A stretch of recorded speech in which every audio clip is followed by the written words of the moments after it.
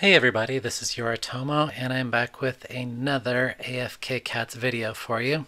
So this time I'm going to be talking about artifacts, and you can see on my screen here I've got a bunch of artifacts and they're all different types and different rarities. I've got them, some of them on different cats. So let's take a look at one real quick.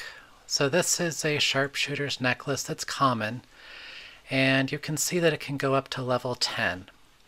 So here we can see its main attribute is its DPS is increased by 20%, and it's at maximum level here.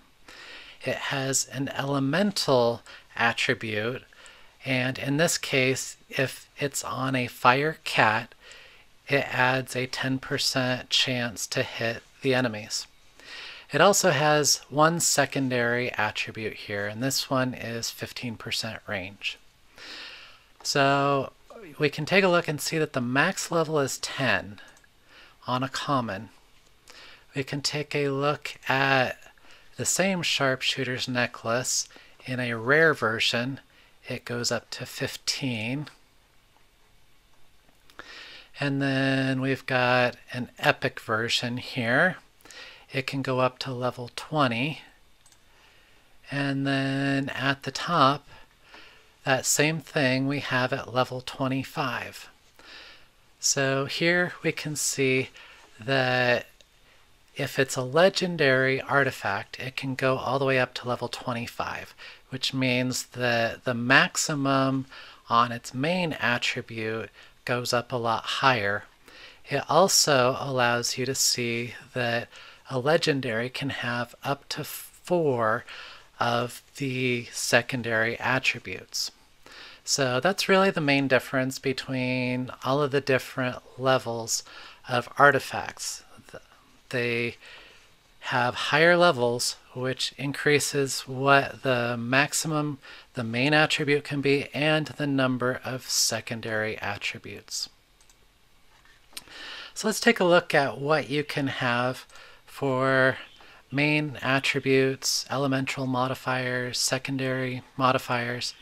So this is a list of all of the different things that an artifact can have as a main attribute. Now there's some things on here, like the cat eye protectors. I'm not sure what the maximum is. I don't know if anyone has actually taken a legendary all the way up to level 25. If you know what it is, let me know. A lot of this is just stuff that I've gleaned from artifacts that I have or stuff that I've seen on the Discord. There's also a lot of information on the Reddit page, and I will list the Reddit page in the description of this video. So there's a couple pieces I'm missing, but for the most part I have the information for all of these artifacts. So there's a couple artifacts that are the ones that everyone is looking for. Sharpshooter's Necklace, it bumps up the DPS, and just about every cat can take advantage of a DPS boost, whether they're a tank, whether they're the hunter, cannoner, or even the support, because most of the weapons and most of the abilities that the supports have scale off of DPS. The boss killers scale off of DPS, whereas skill damage, some of the cats don't really use skill damage. Supports oftentimes don't actually do damage with skills, so that's not necessarily something that you would use on a support. But you can see that it does scale higher than the DPS. So if you have a cat where all of the damage it does is skill damage, then you're probably better off with Ring of the Paw. So these are the two artifacts that everybody agrees are the best artifacts in the game. So there's a couple others that people are also looking for. Health. So health on a hunter on the tank. So if you can bump up your tank's health 50%, that's very, very useful. The other one is this Aegis of Caterny, which is armor. So you can bump up your armor 250%. Now, it kind of depends on who you talk to here.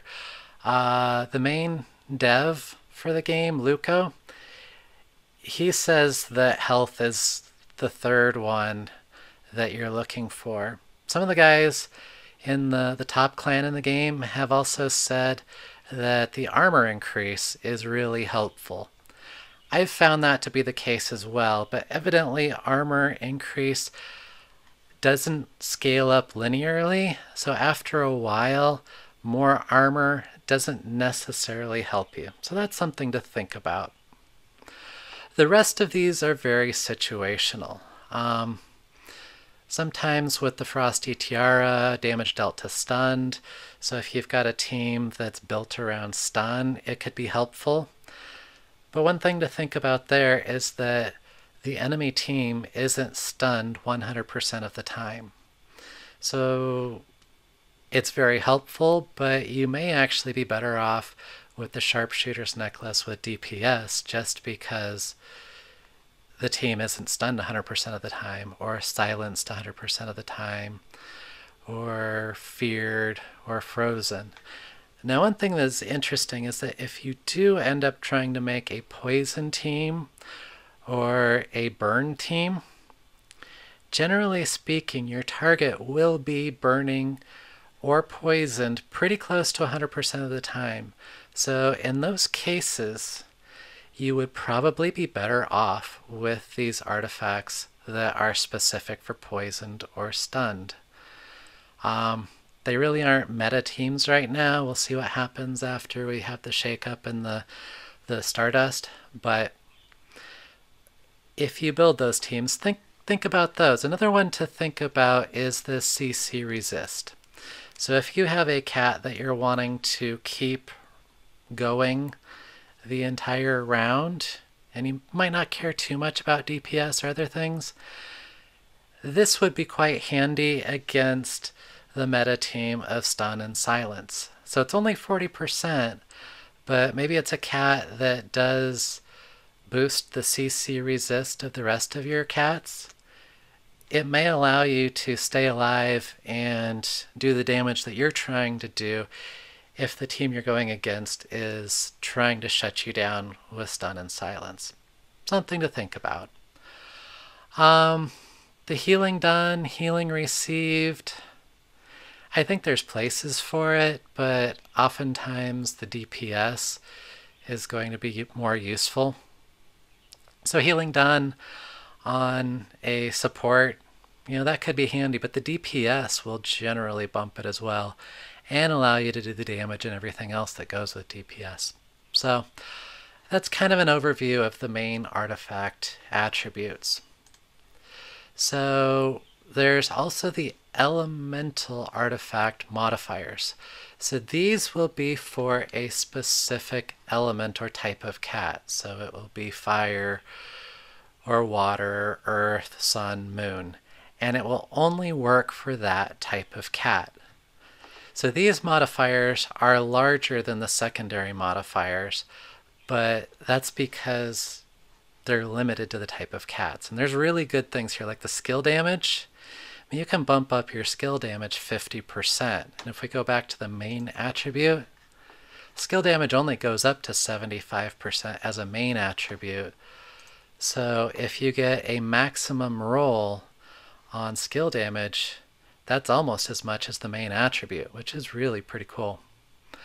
Also, I want to point out that these green colors, hopefully you can see them on your screen, those are different things that the devs bumped up in the last update.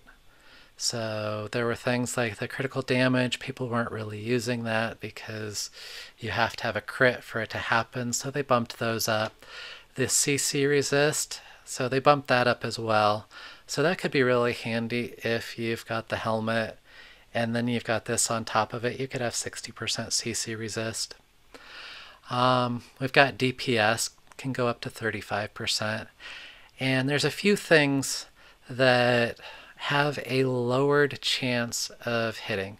So I was getting hit chance on a lot of my elemental artifact modifiers. And it's really kind of annoying because it doesn't help you that much.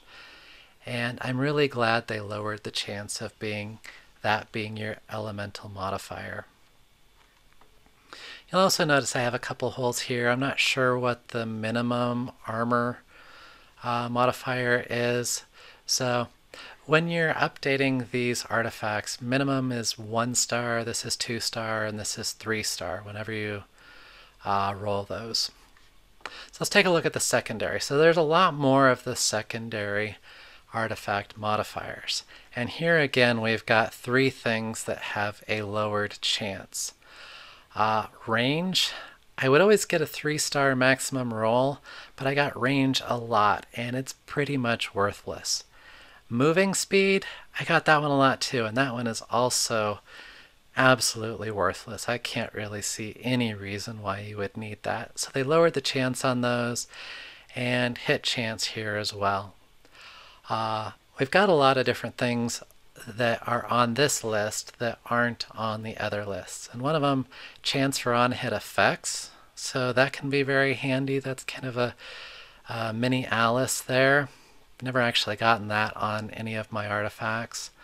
Attack speed, that's very handy. You can get a 10% on the elemental and a 5% here, so you can get up to 15% attack speed bump. And that would be really nice. The critical hit chance, especially on cats that require critical hit for doing major damage, so that's really nice. You've got some dodge, so all of these were bumped up along with the armor penetration. And here at the top you can see you can get skill damage again, so 25%, so you can really stack skill damage. A couple more that are kind of interesting are the buff efficiency and energy gain.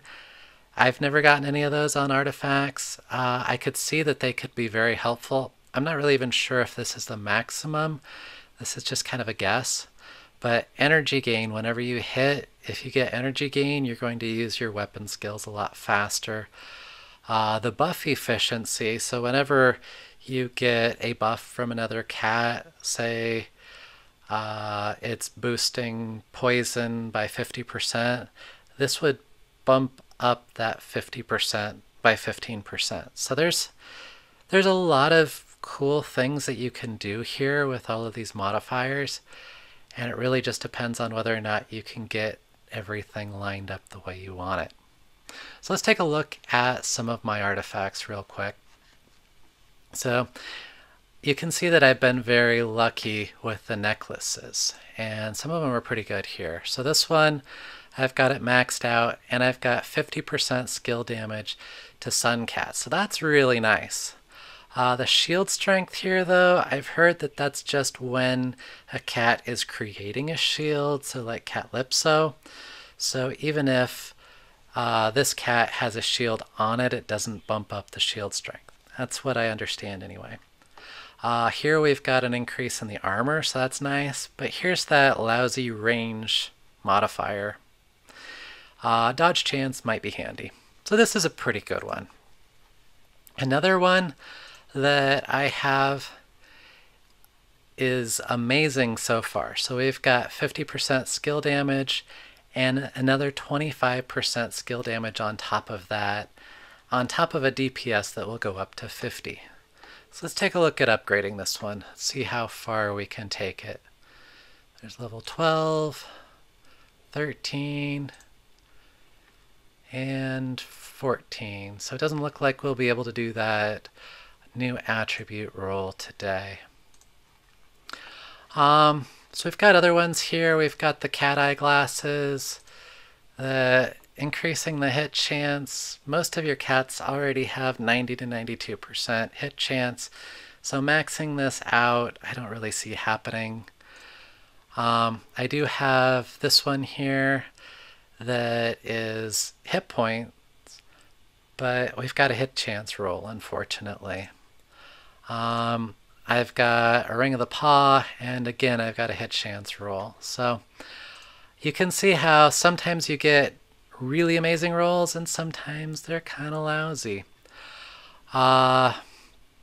So that is my overview of the artifacts. Let me know if you've got any specific questions on these. There's a lot that's involved in them. So yeah, send me a comment if you have any more questions. As always, I like it when you guys like and subscribe. With that, everybody stay safe. Yoritomo out.